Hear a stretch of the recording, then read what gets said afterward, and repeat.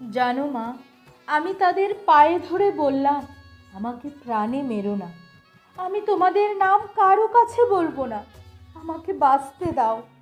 কিন্তু ওই রাক্ষসগুলো আমার একটা কথাও শুনলো না। কখনো একা, কখনো সবাই মিলে আমার উপর দানবিক অত্যাচার চালিয়ে যেতে লাগলো। যন্ত্রণায় আমার শরীর কুঁকড়ে যাচ্ছিল, কিন্তু আমি চিৎকার করতে পারছিলাম না। এভাবে করেই এরা আমাকে শেষ করে দিল। আমি হেরে গেলাম মা।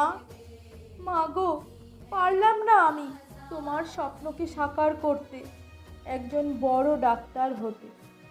কিন্তু মা, তুমি এই নরখাদক পাপীদের ছেড়ো না। এদের সবার মুখোশটুকু ছিঁড়ে তাদের উপযুক্ত শাস্তি দিও। আমার এই অপমানের বদলা নিও মা। মা গো, আমার এই অপমানের বদলা নিও।